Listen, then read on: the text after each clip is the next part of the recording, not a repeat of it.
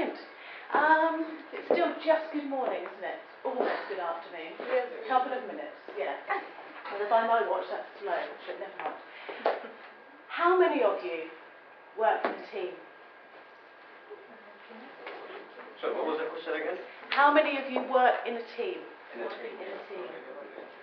How many people have worked in a team? How many people work all by themselves?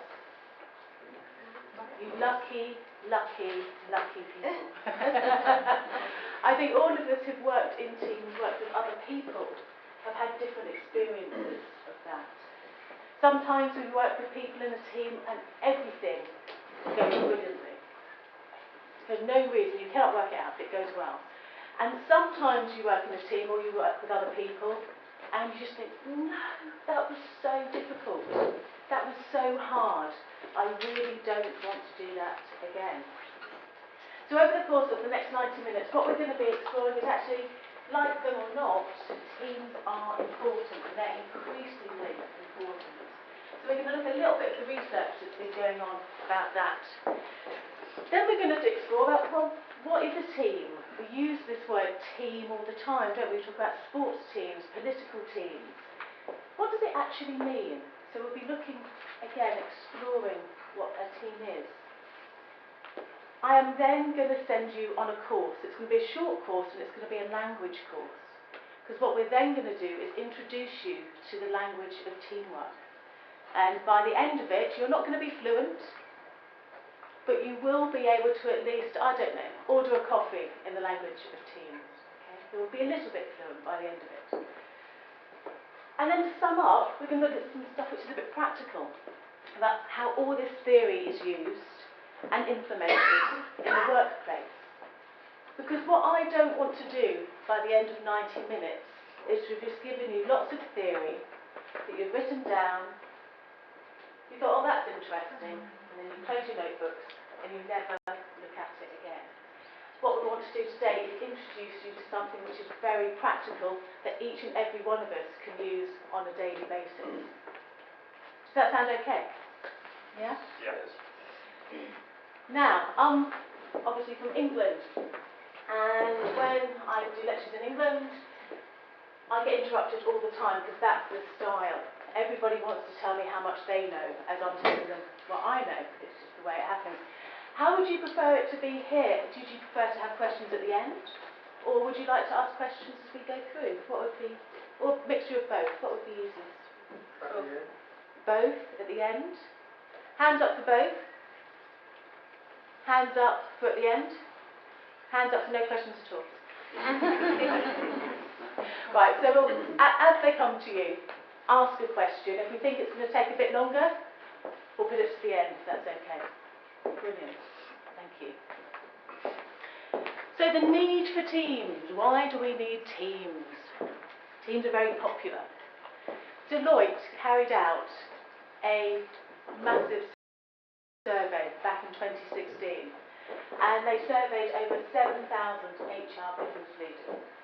Because what they're trying to do is work out what was important to them over the next few years. What are the most important issues? And the first thing they realised was important was the need for teams.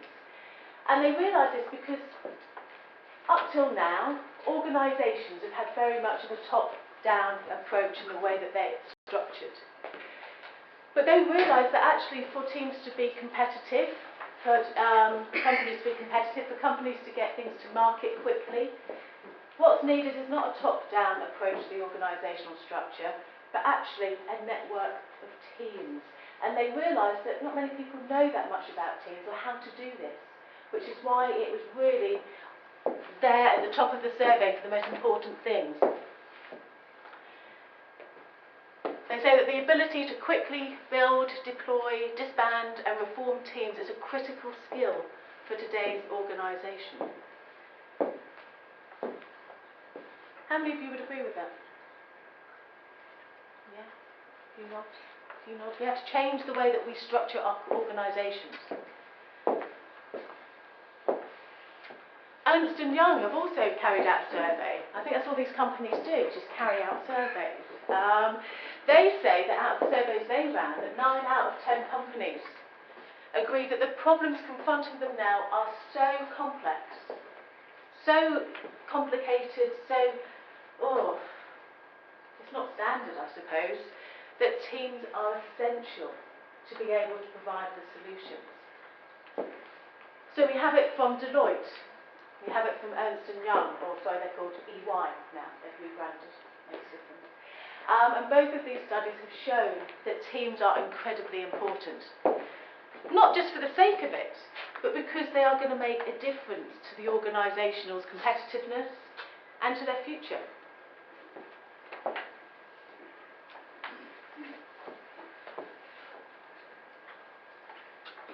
We need to be competitive. Today's world is a bit different to how it was even 10, 15, 20 years ago. With the rise of things like social media and IT, means that we can't exist in these little self-contained sort of pockets anymore. What we need to be able to do is compete and use this IT. We can't pretend that our competitors don't know what's going on. They do now. It's everywhere, so we need to be able to adjust to this to ensure that our organisations are successful. Why have I bothered putting this up here? Ernst & Young, Deloitte. Well, because at Belbin we've been saying that teams are blinking important for 40 years. And it's been a bit of a struggle sometimes, just saying teams are important. But no, really, yes, teams are critical. But now we have other organisations backing us up, saying that yes, they are actually, and they really are needed. It's always great to get endorsement from other people, from other organisations. So what is so important? What can teams do that individuals can't do? What is it that teams offer that you can't do if you're working alone? Well, they offer diversity. Because believe it or not, although we'd like to think that we're all perfect and we can all do everything, actually we can't. And so what teams offer is that diversity in skills, there's diversity in strengths, there's diversity in experience that we don't get just working by ourselves. Teams can also promote learning opportunities. I feel quite strongly that throughout life, it doesn't matter how old you are, you should never be so arrogant to think that you are never going to learn anymore, that you can't learn from other people that you work with. So this means that when you're working with teams, you can see how other people are doing things. You can learn from their experience, and you can get all that information, and you can use it yourself. You can't get that if you work by yourself. Teams can address more complex problems. The more complex the problem, the more you need teams. Complex problems shouldn't be tackled by an individual. And they offer flexibility.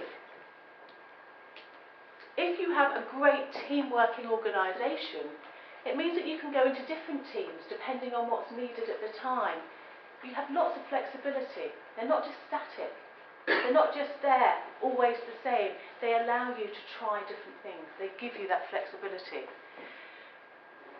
Now, the next one on the list says teams deliver faster results.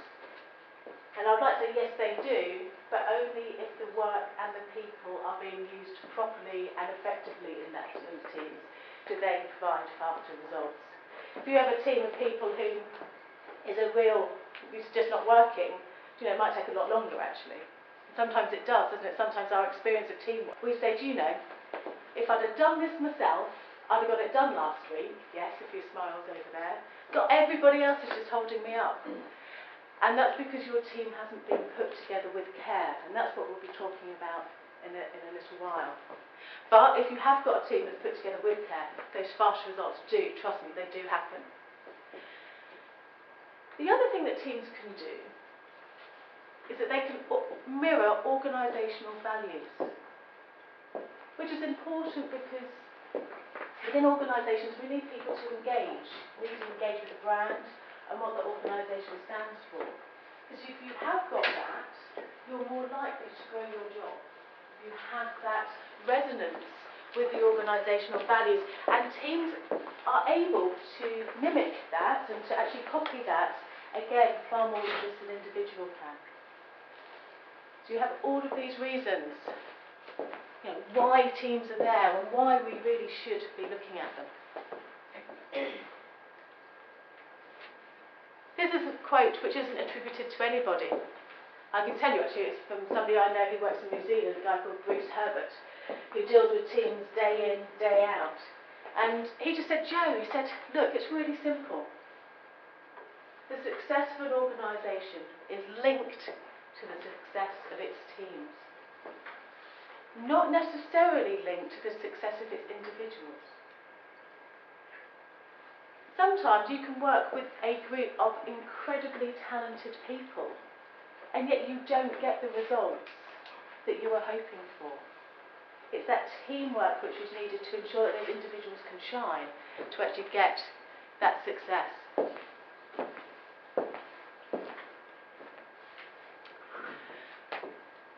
Another great quote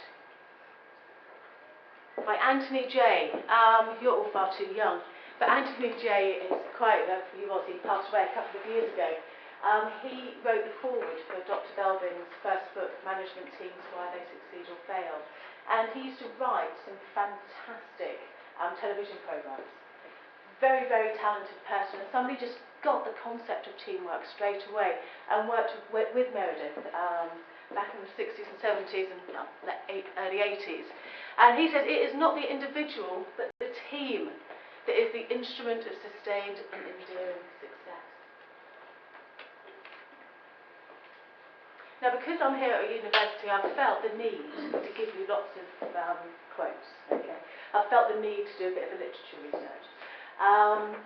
And this is fine. All of this stuff will be available on a link as a download, so you can actually go and have a look at all this information as well. It's strange, isn't it, how a different environment makes you behave slightly differently. I had the word university and I was immediately, oh my goodness, where's my highlighted bits of my papers? What can I put into a presentation? So I've made, I think, quite a good case for teams. But let's not over-egg the pudding. Let's not make it bigger than it actually is. Because there's also a great deal of research that says teams are used too frequently. And if people are in teams too much, they lose their focus. There's other research that says sometimes you have teamwork and all of the work goes to the most capable person. Not the best person, but the one that you know is going to be efficient and practical and is going to get it done. And that means that that individual always gets all of the work. And that can be problematic because then that person is no longer engaged. So be careful when you need teams. I think this slide really illustrates that. So across here, we have complexity. How complex is the task at hand? How complicated is it? Then up here, we have the risk. What is the risk involved with that particular piece of work? So here, with low complexity and low risk, it could be make sure the lights are turned off when you leave the room. Do you know, you don't need a team for that. You just need an individual who is capable of turning off that light. There's no risk. It could be that turning off that light involves a great risk, because it could be that you work, I don't know, in the power industry, and it could be absolutely important that that light is turned off. Again, you don't need the team because the task is relatively simple. But as you go up here, a bit more complex, perhaps you just need a talented individual, somebody who knows what they're doing. Further up, do you need a teamwork? Well, maybe you don't. You just need a few people working on the same project. But it's not actual teamwork. It's only when we get to relatively high complexity with high risk that you need a balanced team. And if it gets really complicated, you don't just add more people to the team. Which I think sometimes, this is a really complicated project, lots of risk involved. Let's get as many people involved in the team as possible. Well, what happens is that team starts functioning more as a group and not as a team. So what we recommend, if that's the case, is you have lots of teams working on the same problems, not just one large, so that you could then compare results, compare things, but you break it down into concurrent teams. I always find it funny, especially in the UK, when you have the news on, and you see pictures of the Prime Minister with their cabinet, with their team, and it's a table about the size of this room, with everybody sitting around it, 20, 30 people, and you think, really? Is that a team, or is that just a meeting with one person at the front? You know, perhaps smaller teams would be better. So what does a team actually need? So what we've done so far, we said, okay, lots of people are saying that teams are important. We also say don't use teams for everything. Make sure that the risk and the complexity is there. But what does a team actually need? What does it need to be successful?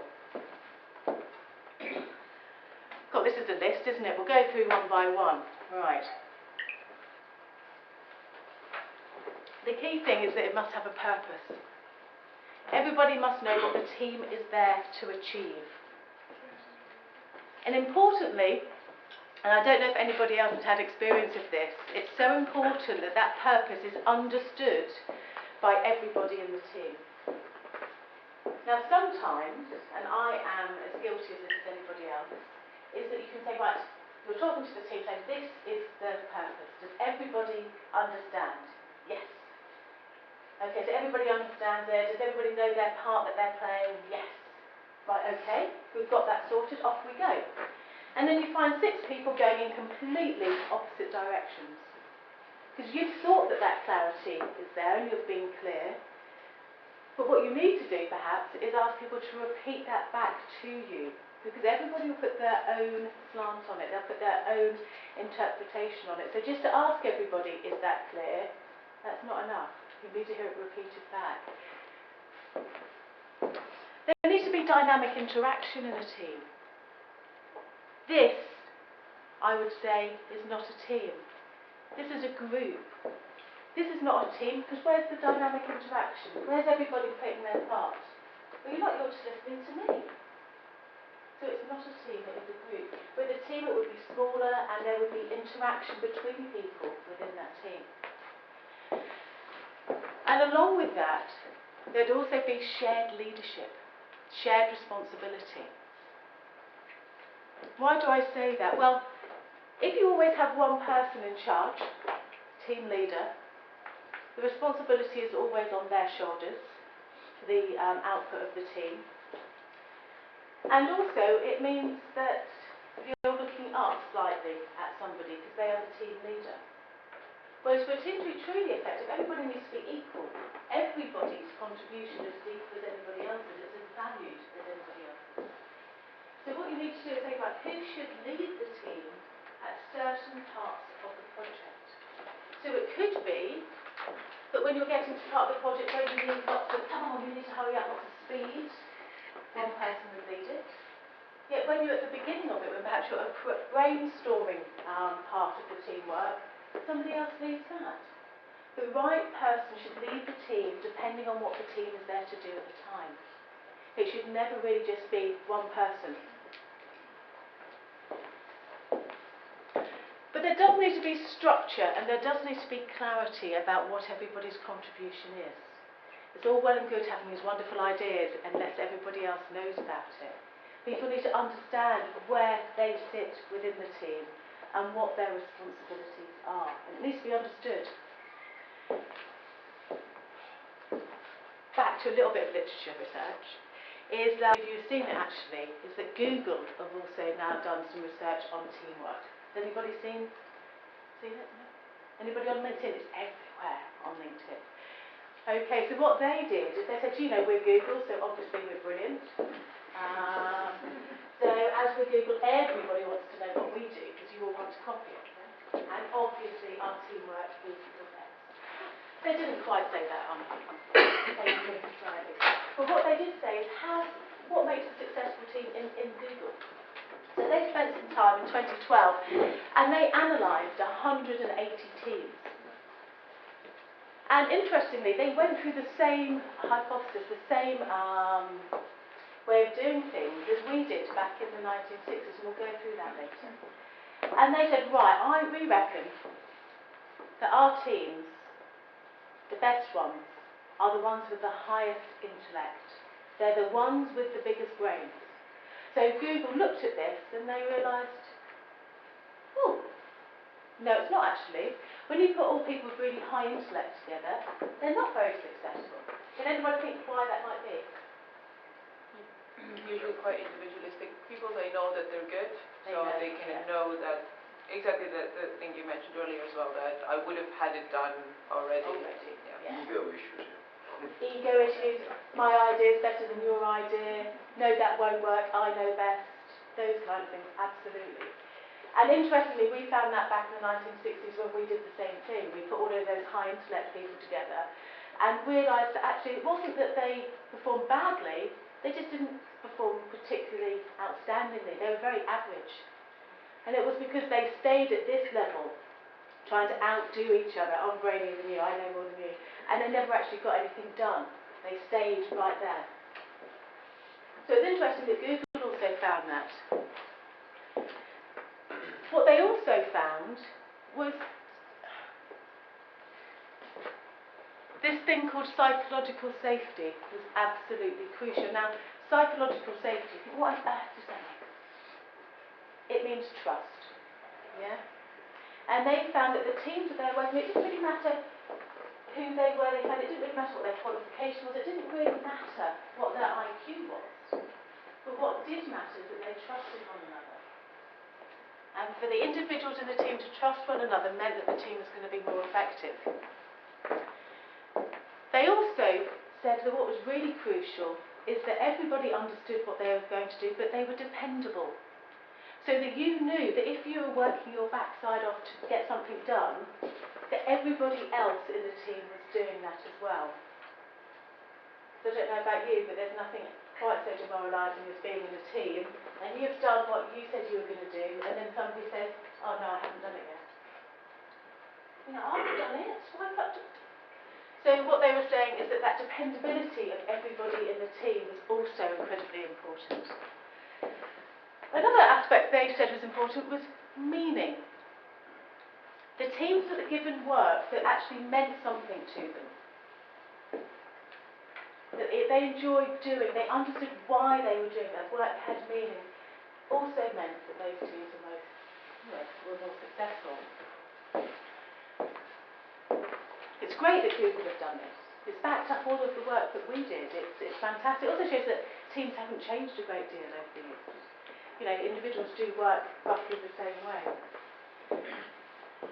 They also said that teams needed to be small enough to be productive. And I'm so glad that they said this, because I would say that this is one thing that is missed by a lot of research, and that is that critical thing of size. And you can imagine it. If you go, I used to have dinner parties, but I now have 3 children. I have no social life. I work, that's it. But when I did, you invited people around for dinner. If you invited 4, 5, 6, maybe 8 people round, that's a bit of a push.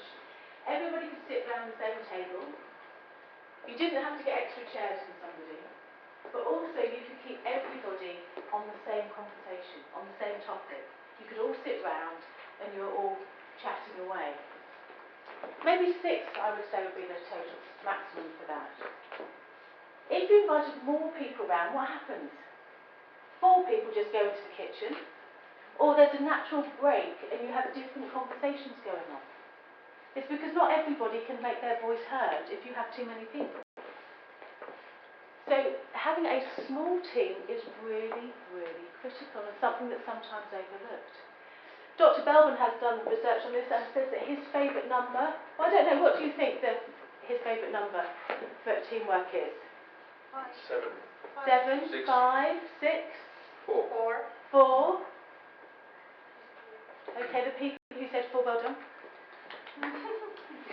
So he just says 4. 4 people is his ideal number.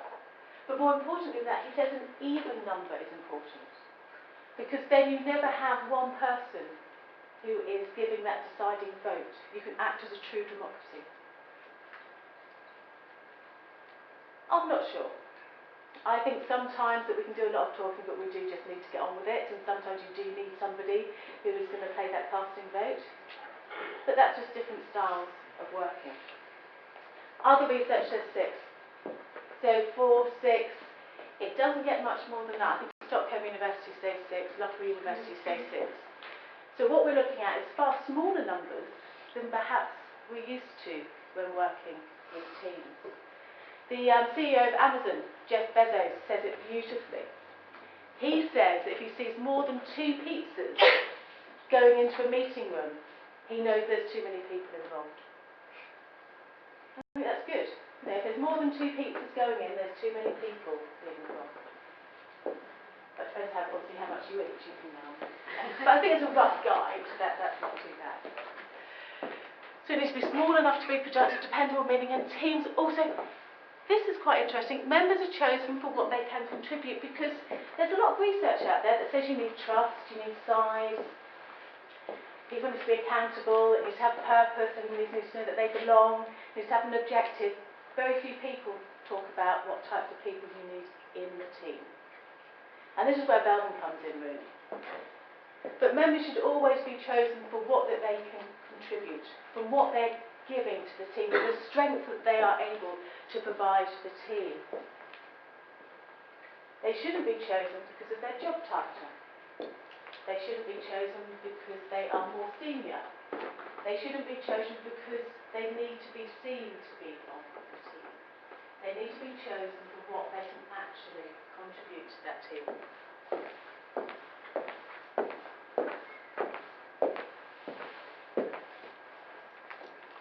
Here we go, Dr. Meredith Belbin. A team is not a bunch of people with job titles, but a congregation of individuals, each of whom has a role which is understood by other members. So what we need to make sure that, yes, we can trust each other, yes, we can do all this, but if you haven't got the right people in the room, none of that matters. You're not going to be effective. Those people need to be chosen with real care.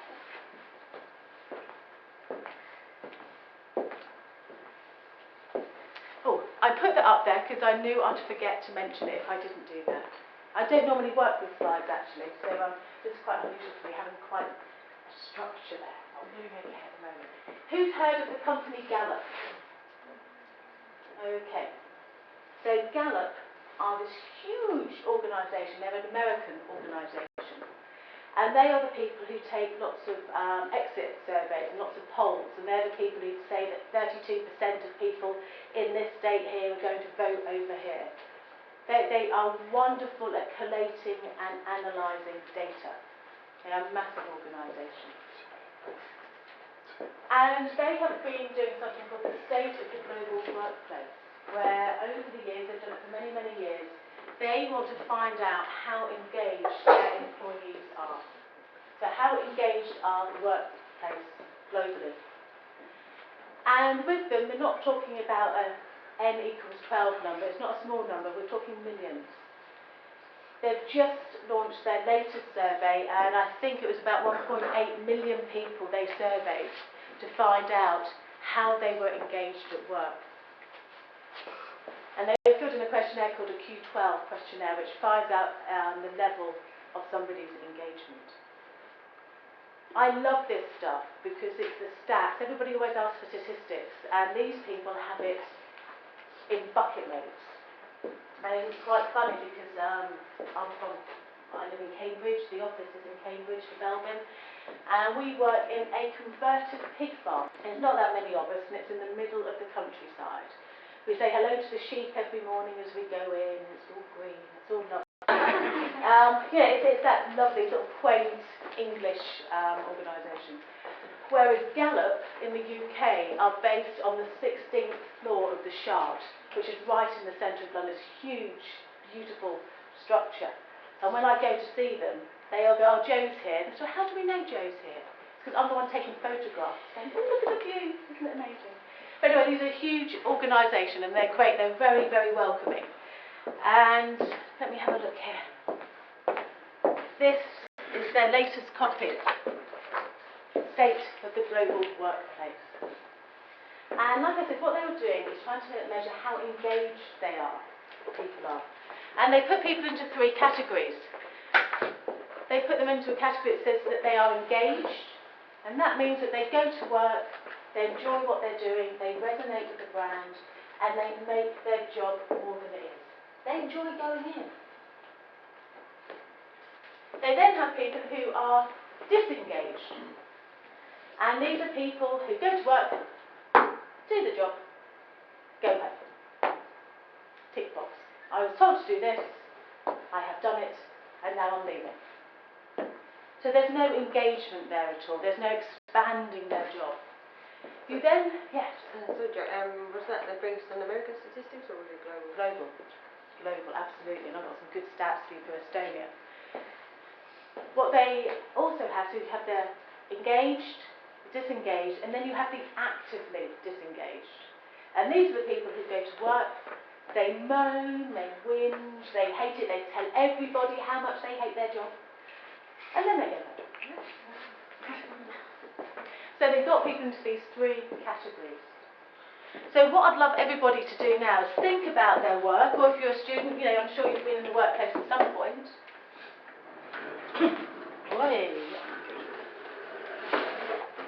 And thank you, ma'am. I'd like you to shout out some numbers of the workplace. What percentage of the Estonian workforce do you think are engaged? Sorry? 1%. Oh, I want to cry. Okay. So engaged. We've got 1. Anybody else? 5 to 7. 5 to 7.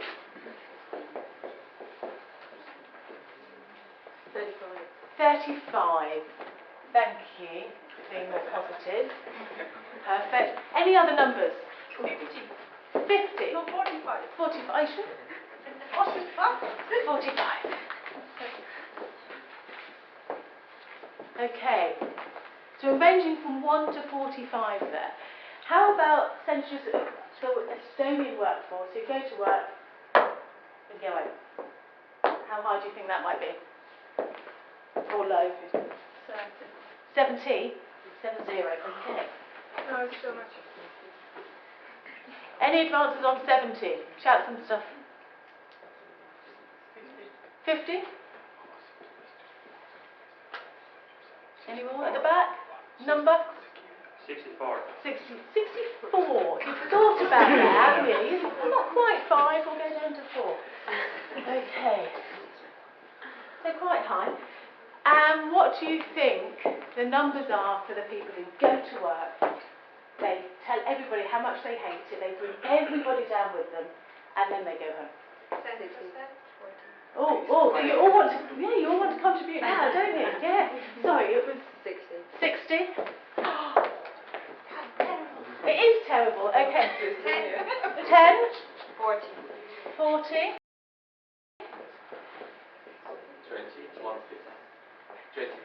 20 and 1 did you say? I can do that. Gets you thinking, doesn't it? Well, like I said, they do repeat this survey. They repeat it. And back in the last round, which was 2012, I will give you the figures for Estonia. Do we have a different pen? We do. It was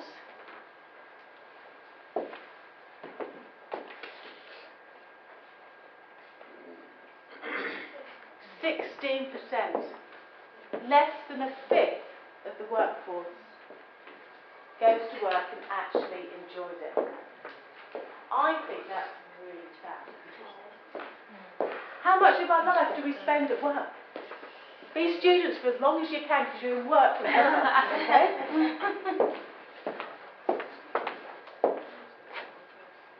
Right, back then they had 64%. So over half, well over half of people just go and do a job and go home again. No engagement with what they're doing.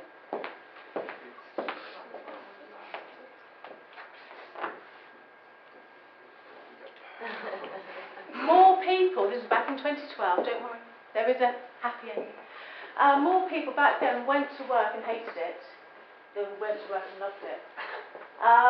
Wow. Not good stats. Better than the UK, but not great. So they repeated it, same colour. And in the latest one, we have a drum roll, because this has actually gone up to 20%. So your engagement levels, whatever you've been doing in Estonia over the last 4 years, have done something and your engagement levels have really gone up. You now have a fifth. I mean, isn't it sad we're celebrating that at least a fifth of people enjoy what they do? That's such a sad state of affairs. This stayed roughly the same. This went up to 65%. And this went down to 15. Maybe they just found 5% of people who hated their job and just gave them a different one that they actually enjoyed. Jo, can I ask quickly about the methodology? Because when I'm thinking, if I go to work and, there are aspects, Yes.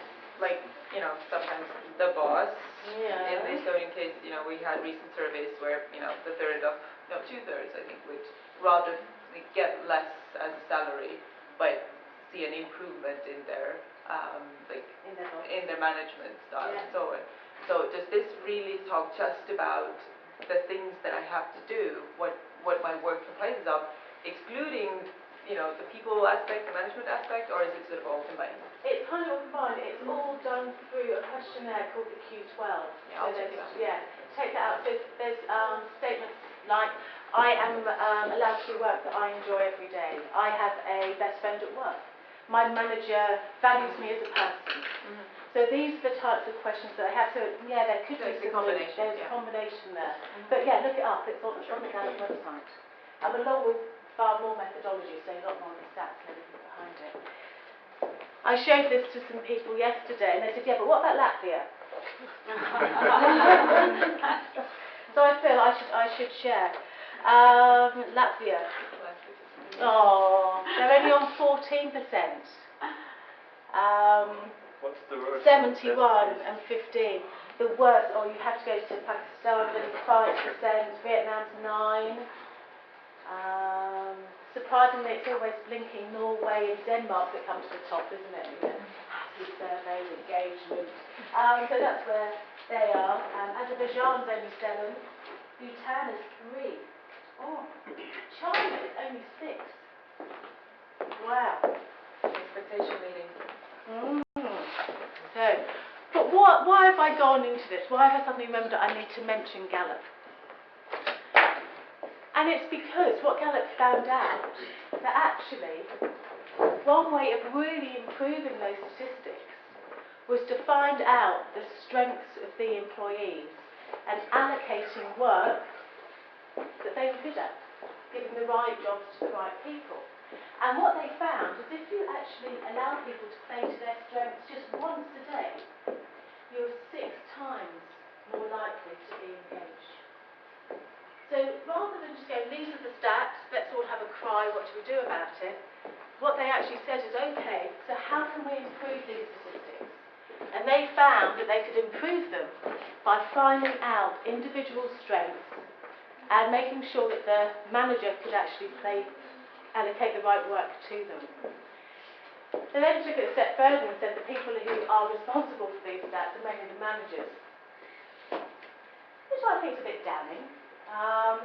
But yeah, they said it's the managers who are responsible because they're the responsible ones for allocating the work in the first place. So we need to work with managers to be able to increase this.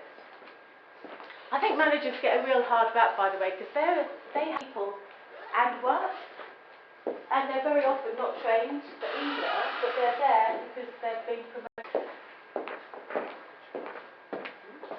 I'm just going to write, I just realise you can't see any of those at the back, can you? I do apologise. That's 16, went up to 20, 64, went up to 65, 20, down to 15. Right. You mentioned some numbers with Latvia, those were which year? Those ones were for the most recent survey. So, But you can download this stuff, but you don't have to pay for it. You can just go onto the Gallup website. You probably have to give your email address and pretend that you're interested.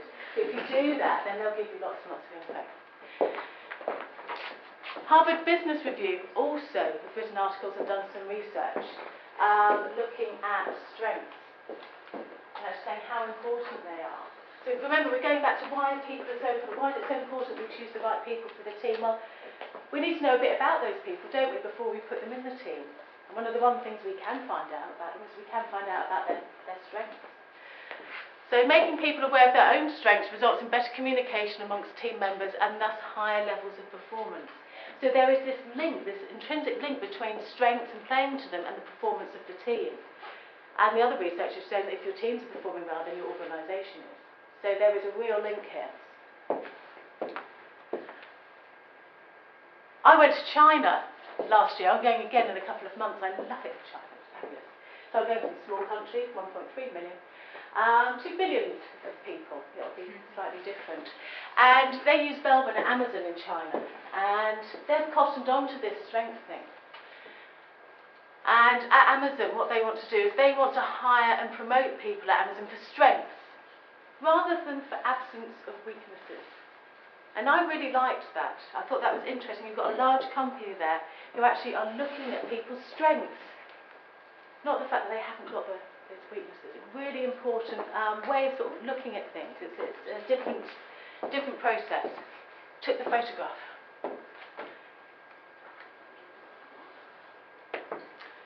Team members who know each other's strengths can more effectively relate to one another, avoiding potential conflicts and boosting group cohesion. Again, I have tried to go through as many papers to give you as many stats and quotes as possible. All I'm saying is there's a body of evidence out there that says if you find people's strengths and people understand those strengths within a team, the team is going to be more effective.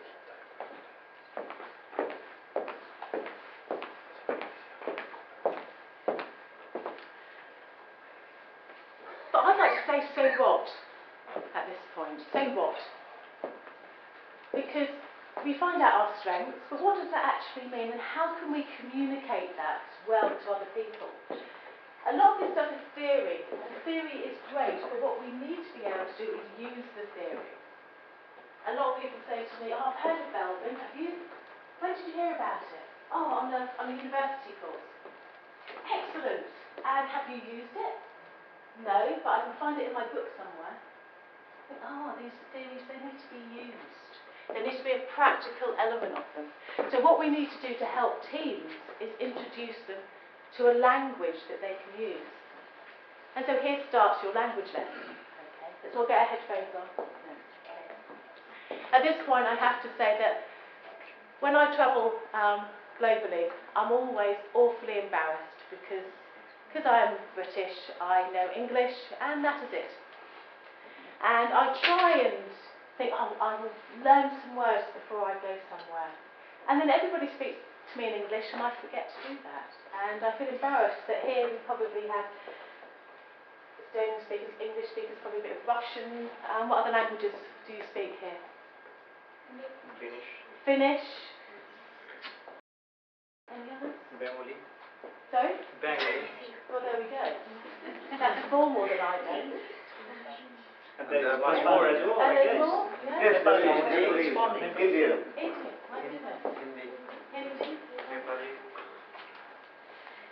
So the point is that everybody here speaks many different languages and I speak one, okay? I apologise. But I have one up on you here because I speak the language of teams. So at last I can feel that I know a language that nobody else does here, with the exception of two or three of you. You. I feel I ought to learn some languages actually. My eldest daughter is 13 and she's at high school. And they do this wonderful singing competition every year. And they all have to sing in different languages because they have 54 languages spoken in their school. That is amazing. Perhaps that's because we should change our attitude and go to language school. Right, so we need our own language. And this is where Belbin comes in.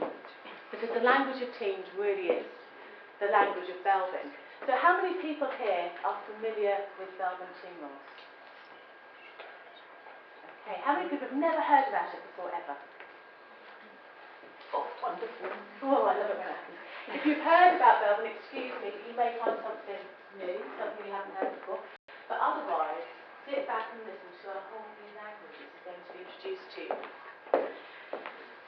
So I have to give you a little bit of history first, because unless I give you a little bit of history, you won't believe what I'm going to say. So there needs to be backed up, okay? So, back in the 1960s, which was before I was born too, so don't worry, there was a research organisation called the Industrial Training Research Unit, and it was based in Cambridge. And what they were tasked to do is to find out about different training methods and to research into how to get the most out of people. It was almost quite, wow, it's quite forward thinking for the day. It was actually run by an amazing lady called Dr. EUAS Belbin, OBE, and she was an incredible woman. She knew lots about training, etc. And one day, they were approached by Henley Business School. And Henley came to them because Henley, this beautiful building, white building on the River Thames, it's it's beautiful. They ran, what they had then were like mini MBAs. So similar to what some of you are doing. It was a 6-week course though. It was 6 weeks, and it was for people who were aspiring to become management. There were people who've been, you might do quite well. So they were told to go on this course. The course went on for 6 weeks, and then at the end of it, they had a good manager stamp on them as they went. During this time with Henley, they put people into syndicates, they put people into teams. And they said, we're coming to you at the Industrial Training Research Unit because we've noticed that some of those teams work really well, and some of them really don't. And we don't know why. Remember, this is back in the 1960s, and Google hadn't even existed at that point. So what happened was every time they had this management course, Dr. Belbin, who was EUAS Belbin's husband, went with his team of researchers down to Henley to see if he could discover more. And they realised they needed data. So everybody who went on this business school was analysed within an inch of their lives. Okay? Everybody undertook what they called the 16PF, which is looking at 16 personality factors. So their personality was measured. Everybody was given what they called the Watson laser critical thinking analysis, which is a way of measuring intellect. Everybody was also given another questionnaire called the PPQ, the Personal Preference Questionnaire. And this questionnaire kind of gives you an indication of somebody's values and motivations. How do they see life? So they had this information about every one of those managers. And they said, that's good, but we need to see these teams in action. So they developed an exercise based very loosely on Monopoly, and they called it Teamopoly, very original. And they used this so that they could compare how teams worked. So the teams with the most money at the end of it were the winners. The ones without any money, obviously, were the losers. There's lots of different teams competing. I've never asked, but I know when I play Monopoly, I cheat. I don't know if that was So they had these teams all playing Teamopoly. And they knew everything about the individuals, but what they didn't know was how they interacted with one another. So they used this amazing piece of analysis called Bayes' analysis, which is probably my worst career choice ever if I was to do it. I couldn't do it. Because what they had somebody recording what was going on every 30 seconds, not every minute, every 30 seconds somebody was recording who was saying what, who was helping, who was supporting, who was advising, whether or not people were, what type of contribution they were making. So they had this every 30 seconds.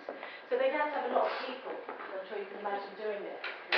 It's something that you need to be on top of. All of this information, and they started, like good scientists, to make hypotheses. And what they did, to start with, the same as Google, they said, let's put all the bright people together, because they'll be the most successful. And no, like we've already discussed, luckily they won't. They then said, let's put all the really hard-working, practical people together, because they must make a good team. And you know, they weren't bad. But what they did find is that if anything changed, or if they had a problem, they didn't have the capacity to do anything with that. So again, that wasn't a perfect team. And so they kept looking at different combinations, trying to work out what was it that made these teams successful. So after looking at over 120 teams, they found that the most successful teams had trust and all of that as well, but they had within them 9 different behaviours, 9 different strengths. And the teams that had this diversity, that had these 9 different behaviours, were more successful. Now I've said that the best team size is about 4. So what that should lead us to conclude is all of us don't just have one strength, one behavioural strength, we have several. There's lots of different ones that we can play depending on what the team is there to do. But they found this again, and it got to a point where Meredith and his team could actually predict the success of these teams. So they say, right, Dr. Belbin and all of your work, these are the teams we've put together. Which one do you think is going to come first? Who do you think is going to come second? Who do you think is going to come third? And he was able to predict the success with something like 80-85% accuracy. He then repeated it in Australia and other places, and again, the same was found. So he found the secret. He found what it was that made teams successful. And then he wrote a book. But before he wrote that book, he took this theory into industry. He worked with Cadbury Schweppes, he worked with ICI. He worked with companies and said, this was true in a sort of false environment. Does it also true when you work within organisations? And he found that it was, but they had to make a few changes. They had to say, oh, we would want to perhaps alter it slightly to reflect real life. We're now on the 7th version of it. We're working on the 8th because you have to make sure that theories don't stay in the past and actually they're practical and they're updated.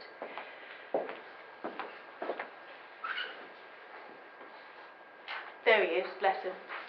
91. He's 92 in a couple of months and he's in the office every blinking day. Like working with your grandfather. And he defined these team roles, these behaviours. So he said these 9 team roles. Each of them are a cluster of characteristics that result in a certain behaviour. So certain clusters of characteristics became a behaviour. And each of those behaviours we call a team role. Each of those team roles are critical to the success of the team. No one is more important than any other. So what we're saying at Belbin is what we're doing is we are measuring not who we are, not our personality, we are measuring what we do. How are we interacting with other people and our approach to work. How do we approach the work that we need to do?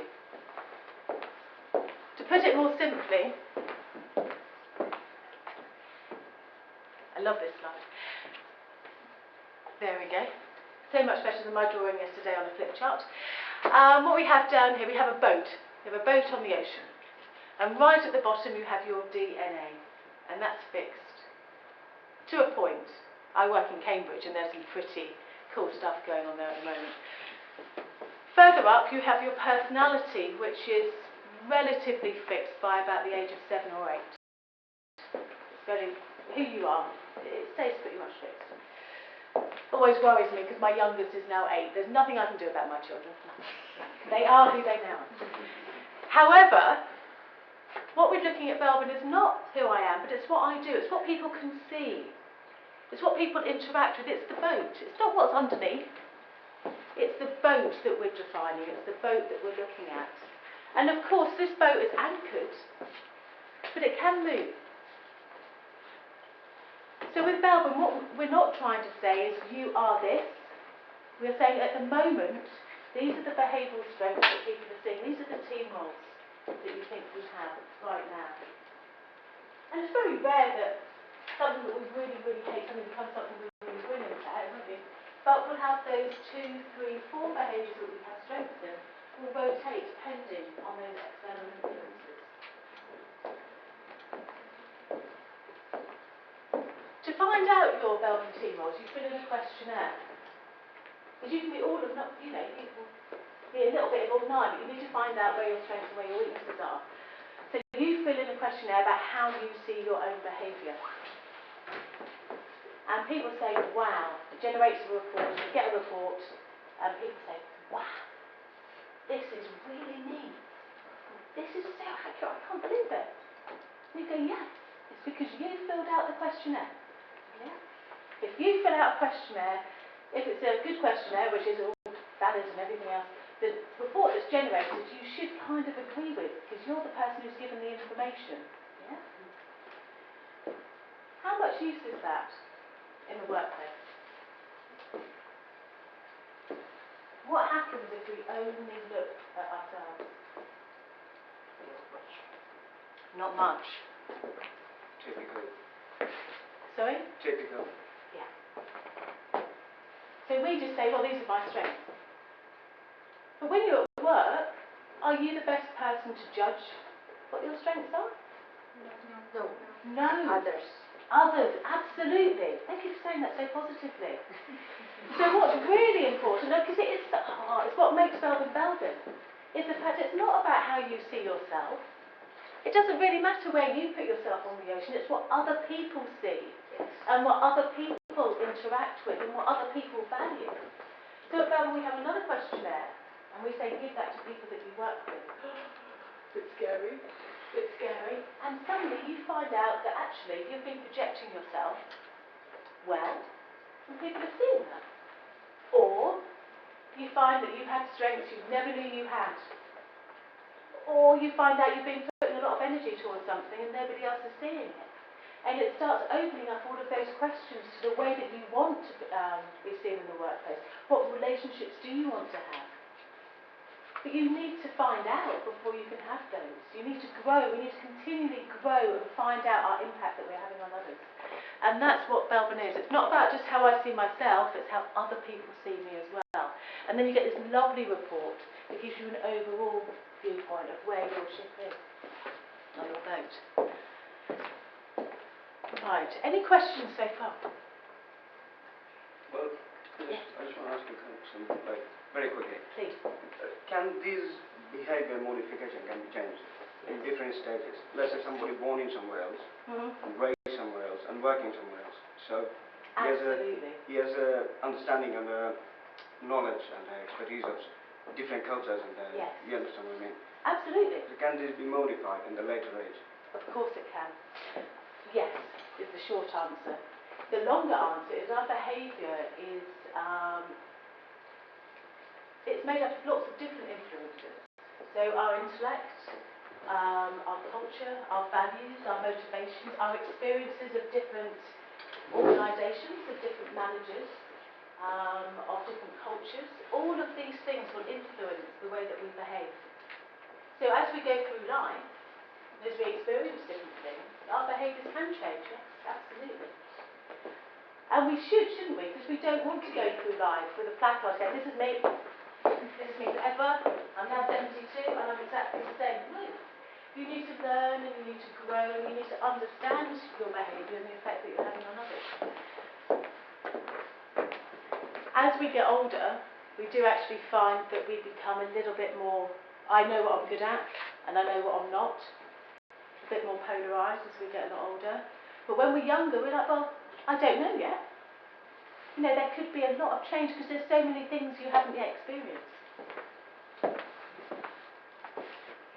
So let's get introduced to these 9 team roles, these 9 behaviours, and as I talk through them, if you see it in yourself, just raise a little bit of the hand and think, oh, I think that might be one of my behaviours.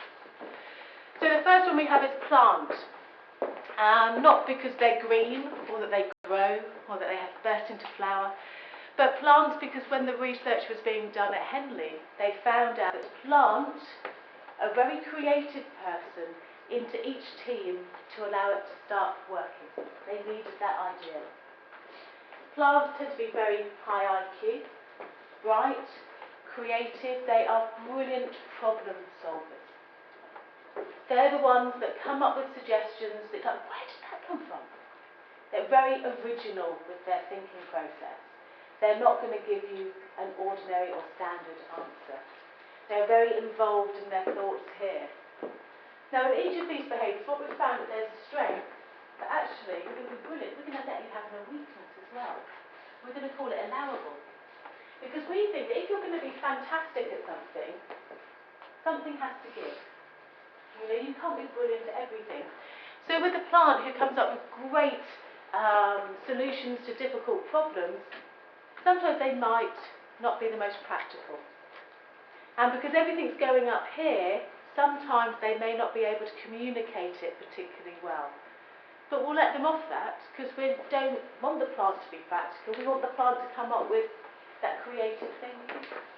And what plants do is they come up with lots of different ideas, lots and lots, very prolific, lots of ideas. Not all of them are any good, but it's not up to them to work out which is a good idea or not. That's some other behaviours. With plant, we have Dr. Belbin is very high plant behaviour. I'm from Cambridge, and a few days ago Stephen Hawking died.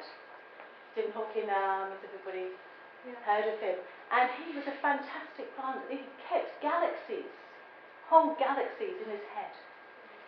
We will miss him in Cambridge. We'll also miss him because he used to go quite fast on his, and he'd have to kind of jump out of the way as he goes speeding through. We will miss him a lot.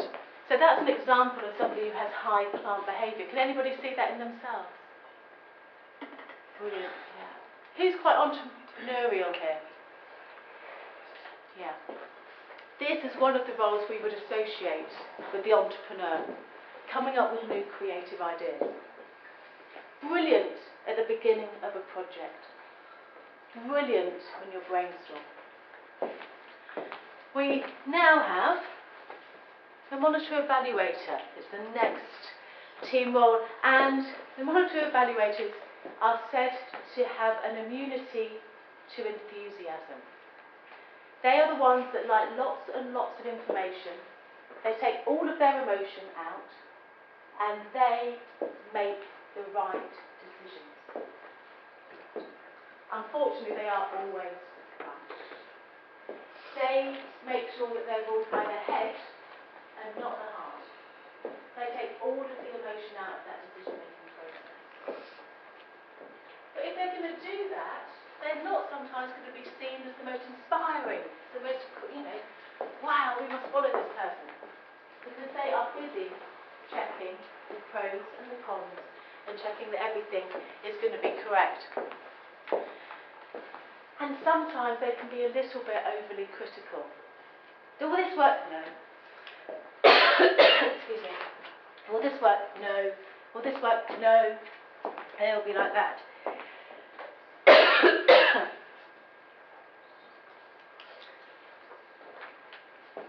Yeah, excuse me for a sec. Been talking for 3 days. Which normally isn't a problem, as Matt would probably say. Right, okay. Great monitor evaluators are judges, the ones that hear the case for and the case against. And they are able to sum up and make that right decision. Okay. These are the ones that work out from the plants which ideas are going to work and which ones aren't. So sometimes there can be a bit of friction between plant and monitor evaluator behaviour, because the monitor evaluator is always saying no. So they have to make sure they don't say no too much, too frequently. Excuse me. The next team role is that of specialist, and this one, which was really developed once Meredith and his team went into organisations. This wasn't discovered doing just research at Henley. The specialist role came out when they worked with published works and ICR, because they found that the team's been really successful. What you needed was somebody who had a love of learning. They weren't happy just with a bullet point. They would like to know all the references, and they would like to know in depth, really lots of information. Sometimes you can find who has high specialist behaviour by, if they give you the business card, they have lots of letters after their name. Because they love professional high standards. It's important to them, that professional side of things, the learning. They also have weaknesses, as all of them do, and sometimes with the specialist what happens is that they can only contribute on quite a narrow front. And this means, I think we've all been there, that you ask somebody with high specialist behaviour a question and you're still listening to the answer 20 minutes later. Yeah? You've already got the yes, but they're still talking. They want you to know everything that they know. So it's important to them. Anybody here feel they have specialist behaviour? Yeah? It's something that I don't see in myself, but apparently other people do, so.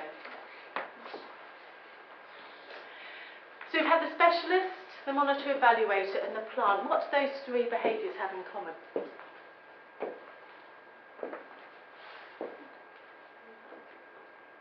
They're all to do with thinking. The original ideas, the working out, the right decision or the depth of knowledge. They're all thinking roles. Okay? And sometimes, because 9 different behaviours, God, that's a lot to remember, isn't it? But we can break them down into 3 for you. So that first 3 there, you can say they're all thinking roles. They use their brains.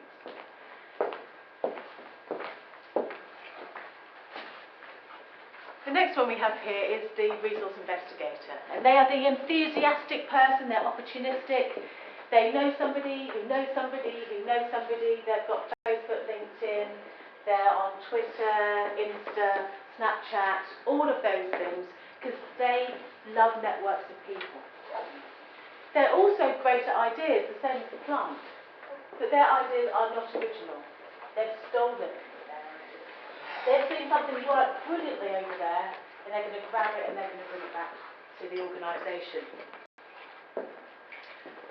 It's an interesting one because they really have got a lot of people and they have a lot of contacts. But it's not because they necessarily care about their individual, it's because of the thinking, what can I get out of that relationship? They're also great negotiators. I don't know if Winnie the Pooh is something that you read when you're younger in Estonian, but this is very much Tigger. Yeah, just jumping up and down, another idea, brilliant, let's do it, lots of energy. And then the monitor evaluator is Eeyore. No. Sometimes though, with the amount of energy that resource investigators are giving and enthusiasm, they can overpromise and underdeliver. Because they get bored ever so easily. There's always on to the next thing. There's so many smiles here, I'm guessing that there's some behaviour. Okay, so they can sometimes lose the concentration that they need. But that's okay, as long as they don't let people down too much. So yes, Tigger, also lots of sort of breakfast radio people who know everybody, hi, very enthusiastic. I really should have come up with some Estonian examples. I feel I've let you down there, I am sorry. Right. The next behaviour, the next part of this language that we're introducing you to is that of a coordinator. Now, actually, this goes on to your question earlier, is we found with the coordinator role, it comes sometimes a bit later in our working life.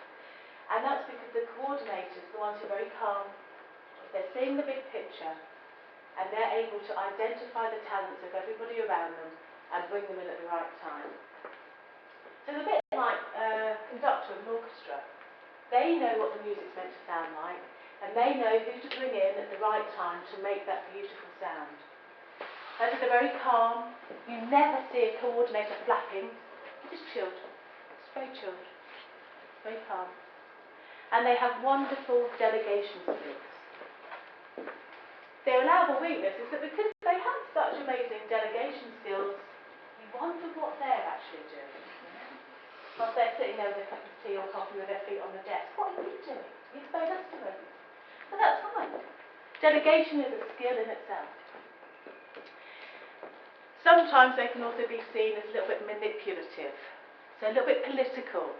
But why did they ask me to do that? Normally they ask so-and-so to do it. Well, that's interesting. So sometimes you can be manipulative as long as it's to a good outcome, but if it's to a personal outcome, that's not so good. There we have the coordinator. Anybody see that? Maybe? You don't know, you're just so calm, you're just so chill. And now we have the team worker. With the team worker, they also like people, but rather than what they can get out of the relationship, they like people because they genuinely care.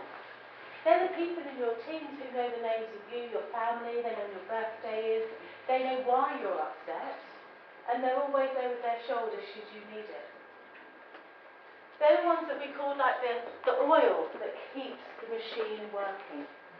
And very often we don't realise how much they do for the team until they're not there. And my goodness, why hasn't this happened? Oh, did they do that as well? They are wonderfully perceptive, they love harmony, and although they don't like to be put on the spot, because they don't like to choose between A or B, I'll upset somebody, they are brilliant at bringing the energy levels down in a conflict situation. So I don't know about you, but when I get really cross, so you go to a shop and they've done something wrong, like really seriously wrong, and you're like, right, I want to see the manager, and I want my voice heard, and the manager comes out, well, what's the matter? And you want almost a bit of a fight sometimes. But if you have a team worker, a high team worker in a manager, they go, I understand your problems. I see where you're coming from. I would be reacting the same way as you in your situation, and you leave. Tweeting about how good the customer service is in your shop. Yeah? They're able to bring that level of energy right down. But don't ask them in a situation like this, what do you prefer? Because that's really unfair. They don't like that. It's often said that perhaps Gandhi and Nelson Mandela had high team worker behaviours. Can anybody see it in themselves at all? Fabulous. Nice. Oh, someone said, so, stop. We've looked at the coordinator behaviour, the resource investigator behaviour, and the team worker behaviour. And what do they all have in common? Emotional empathy? People. In more general, it's just people. They're social roles. Be it if they're delegating to others, seeing what they can get from others, or just listening to others, they're very much the social behaviours.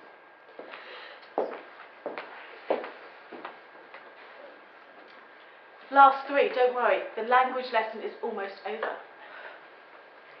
So we also have the shaper behaviour, and the shaper behaviour is the person or the behaviour that gets things done.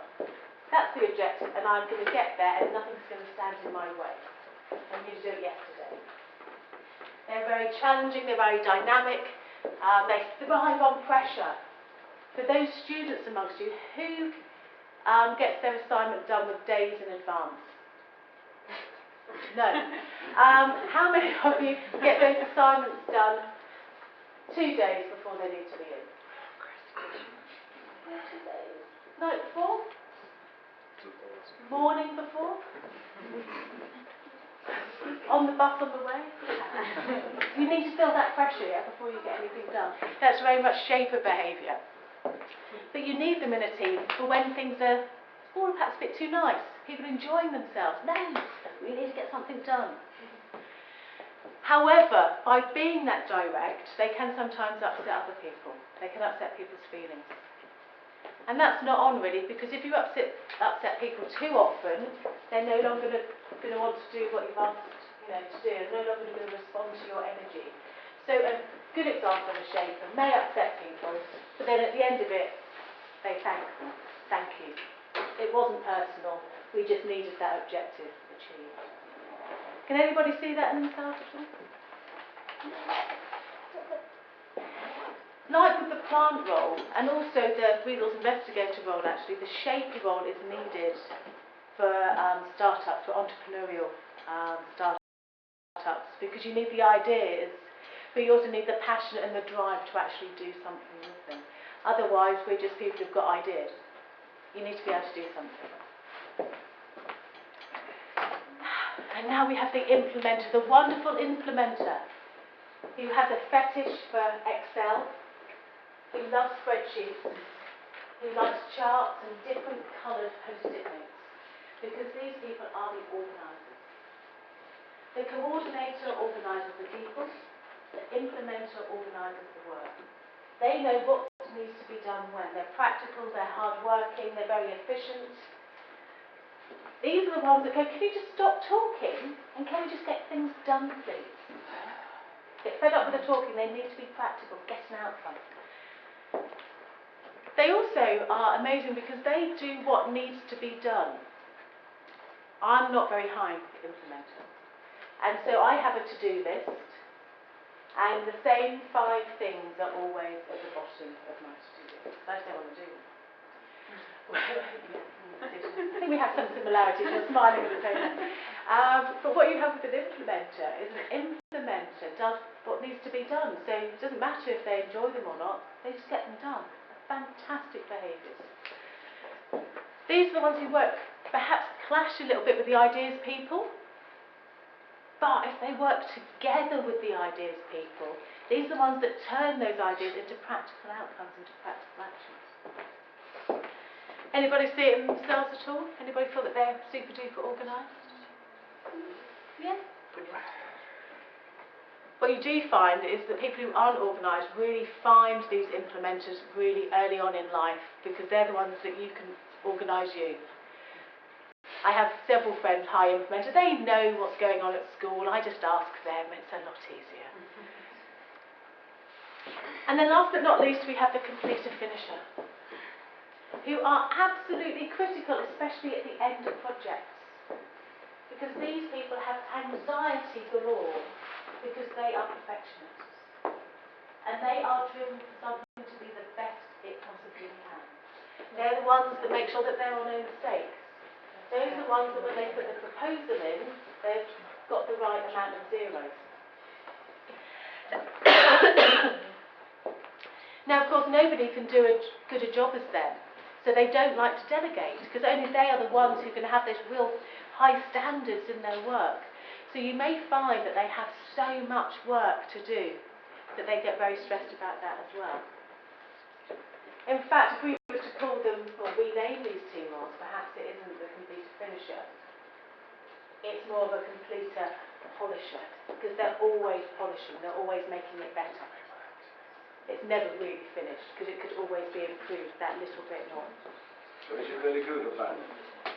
Is it really good or bad to be a completer finisher? Well, what do you think?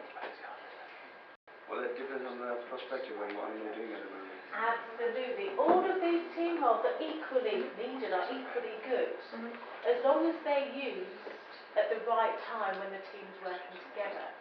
So to have high completer finisher behaviour is fantastic towards the end of a project. Yes, it's fabulous. You want that person with that anxiety to make sure that everything is correct. Are they as useful in a beginning of a project in brainstorming? Perhaps not. Detail doesn't matter then. But remember, all of these team roles, all of these clusters of behaviour are as important as each other. So yes, it is good. I personally need one in my life. Basically, someone has to also tell them, the perfectionists, that this is the time to stop. Absolutely. They have to be well managed. And of course, if they know their behaviours well and they know their strengths well, they can self-manage. But it's when you don't have this language, you don't understand about it, that we find it difficult to let things go. Absolutely. So they don't really delegate, and they do have a lot of stress, a lot of worry. So there we've looked at the completer finisher, the implementer behaviour, and the shaper behaviour. And what do they all have in common? Results. Sorry? Details. Detail? A little bit? One of them definitely. They get things done. They are the practical. They do the tasks. These are the action roles. They're not the thinkers. They're not the relationships. They're the people doing the work. They're the action-orientated roles. So we have action, we have social, and we have thinking. And it could be that you have strengths in each area. And it's just understanding that language of Belbin, that language of the teams, that allows you to know when each of those contributions is needed, and how to play them.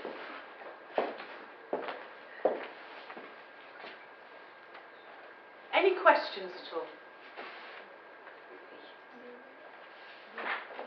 Yes, sorry. Is it normal to identify yourself as like more than one of these? Absolutely, yeah. What we tend to find is that we have strengths in about 3. So we can play 3 quite easily, and we can flip between them. And then we have 3 which we're okay. And then we have 3 that we should really delegate those to somebody else. And what does that mean? It means that when you're playing with it, when you're within a team, when you're playing a role within a team, you should try and play a role of which you have a strength, one of those 2 or 3 roles. And you use that language of Belbin to say these are my strengths. And the manager, if they know the language of Belbin, my goodness, wow, they can say, okay, this work needs to be done. The type of behaviour that's best suited to it, maybe a completer finisher. Who do I know who has a strength in that area? Allocating that strength. And therefore, you're more likely to be engaged. I have a question. So how do you play it out in real life? Let's say you have a project to start and you need to put together a team. So do you take at first those 3 who are fundamentally needed for starting something, and then later bring in other, like, Have you seen my next slide? No. Right. God, I love it when that happens. Thank you. Right. This is going to look really complicated. I'm just going to give you a heads up, but we're going to talk through it. Okay. This isn't our slide. It's a company that we've worked with in the UK.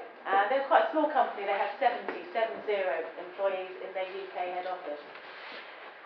And what they found, they came to us because they did lots of project working. And they were briefed by clients. They had to come up with an advert. They're an advertising company. And they found that their staff turnover was too high. They didn't keep people for very long. And they found that their employee engagement figures, because they'd measured it, were really quite low. So nobody was really engaged. They also found that the time it was taking to get to the end of a project was taking forever. They were letting people down. And this is because what happened is that normally they'd get the brief from the clients, they'd come up with some ideas, they'd choose out which one they wanted, they'd start implementing it, and then somebody would say, actually, I've got a better idea. So then they go back to the start, and they start brainstorming again with this idea, then they start implementing it. Okay, we're working on it, getting it done, and then somebody else would say, do you know something? I've got a better idea. And they go to the start again, and they found that they were constantly going from idea to implementation to idea. They were never getting any further. So we said, okay, so what should a project team look like? How do we use each of these different behaviours that's really going to help you? So I said, well, first of all, we do need the ideas. Here they are. And they said, okay, well, the ideas roles are the plants or the resource investigator behaviours. So you need to identify who has those behaviours within the team. Then it comes to the evaluation. You need to work out which of those ideas are any good. So we need the monitor evaluator behaviour there. They said, yeah, that's fine, but that's what we do at the moment. We said, no. Because what happens is that plant and resource investigator behaviour has been continued throughout the whole project. Once they've contributed their ideas, they need to go away. They need to go perhaps and work on another project, or if they have other strengths, they need to take their plant resource investigator hats off and put more useful ones on. They then said, well, once we've worked out what's the best idea, we need to start implementing it. And we said, yes, so what you need is great organisers. You need the implementers, and you need those details to be right. So you need the completer finishers, especially towards the end of the project. And then you're complete. They said, oh, so we don't need all of the team roles. I went, each of those 9 team roles is needed for that project to work. They decided that they were going to use a coordinator behaviour to oversee all of the projects, so they knew who was needed at which time. The coordinator is one that says, right, you've made your contribution, now go and work with another team. Or take that hat off and put a different one on. And the coordinator could also bring in the shape of behaviour as and when required. So when everybody, like I said before, started enjoying themselves too much, they got the shaper to make that energy, to make sure that they were going to hit their deadline. Again, if the team got a little bit jarry and didn't really gel, they'd bring that teamworker behaviour in. And if they needed that knowledge, that then, you know, they worked with some quite specialist companies, because they needed that depth of knowledge and understanding, again, they would bring that behaviour in. And it was all overseen by the coordinator. So what we're saying is that not all 9 team role behaviours are needed all of the time. They're all needed at different parts of the project. They're needed at different points depending on what the team is there to achieve in the first place. This could still be 4 people but playing different roles because we have about 3 different strengths that we can play for. Once they did this, they thought, wow, their productivity went up, their staff turnover went down, their time it took to get from start to finish decreased, and their engagement went up. So they were able to use this language, this theory, no longer just in a book, but actually used practically to make a difference to their bottom line, to make a difference to their competitiveness, and to make a difference to the success of their organisation.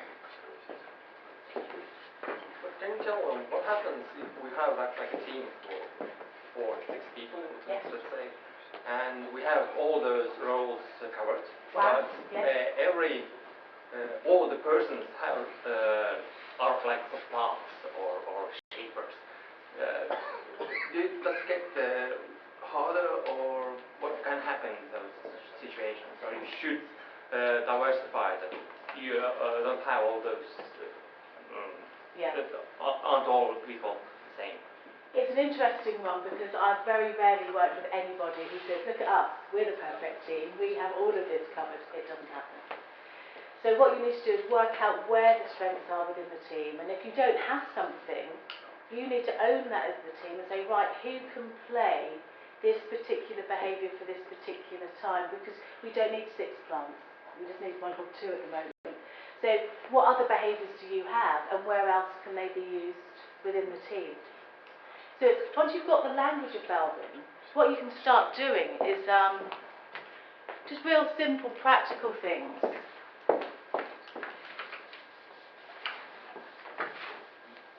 So you could even just start, so like this is the team that we have. We're going to divide it into 9. Please bear with my terrible, that's almost 9, it's almost 9. And so we'll put the social roles together, the resource investigator, the team worker, the coordinator. We'll put the action roles, the shaper, the implementer, the completer, finisher, and we'll also put the thinking roles together, plant monitoring evaluator, specialist. And what we'll do is we'll put our names in the segments where we have our strengths. So if I was to do it, I'd go, right, I'm here, I'm here, I'm here. And then Matt's would say, oh, I need to be involved.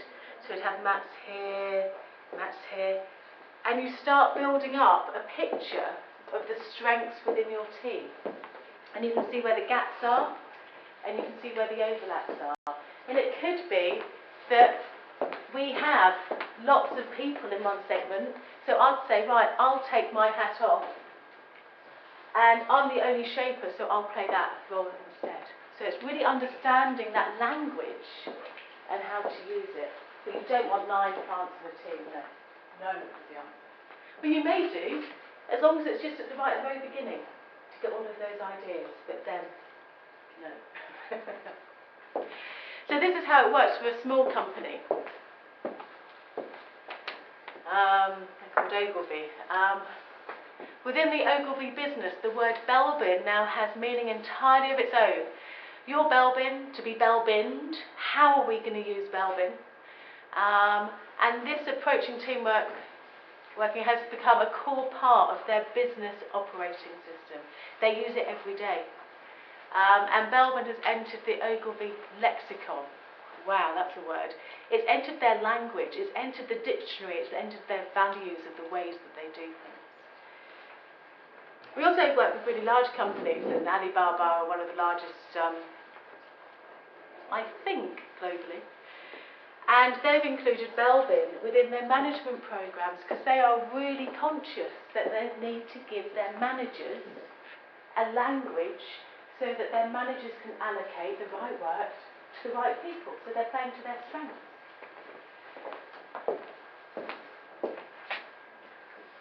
They say that Belbin becomes even more powerful and effective in a natural team as all of them share this common goal. So also for leaders who have newly formed teams, Belbin gives them this language, this effective communication that allows them to be really effective. So it works for small and large. Works for Estonia and for China. Okay, it doesn't matter. Belbin can be used whenever there are people involved. It doesn't matter how big or small the organisation. We've just done some work with startups, and we find that actually knowing which roles to play at the right time, if you're an entrepreneur, are absolutely critical. Otherwise you stay in the ideas phase and you never get anything done, or you have nobody to criticise which ideas aren't going to work, which ones are. You know, you need to use other people if you want to grow. So, in summary, teams are important. It's not just us who say so, other people say so too. What a team is needs to be carefully defined. It's not just about putting people together. Like Meredith says, just putting people together and saying, off you go, that's not enough. We need to help people to actually really work as a team. We've actually been introduced to a new language, and I know it's a lot of information to take on board, but just the concept that people are different, and that we can measure how people are different, what their strengths are. So we need to find out people's behavioural strengths so that we can give them the right work, so we can ensure that they're engaged in the workplace. It's important that we do so, because I think it's really sad that so many people go to work and don't engage. I think it's quite sad. Any quick questions? We've got 10 seconds. Where is it possible to get these questionnaires? Okay. And yet again, you preempt. I love you. Questions? Yes, go and see Matt. There you go, it's on the next slide. We are delighted that we have Matt as our distributor in Estonia. And I'll just give you one fact, is that there's a higher percentage of people who have been Belbined in Estonia than any other country. So a lot of people have been Belbined. Obviously you embrace teamwork, I think, in Estonia. We're confident now. Yes. You're small enough to be able to do so. That's a fabulous thing. Keep it small and sit too long. So, just to say, simply putting together a number of people and expecting them to work as a team, it's not enough. Give them the language of Belbin, and hopefully that teamwork will be incredibly successful. So thank you very, very much for your time. I really appreciate it. And of course, if you've got any questions, just hang around afterwards and we should be able to answer them. So thank you very much. Thank you.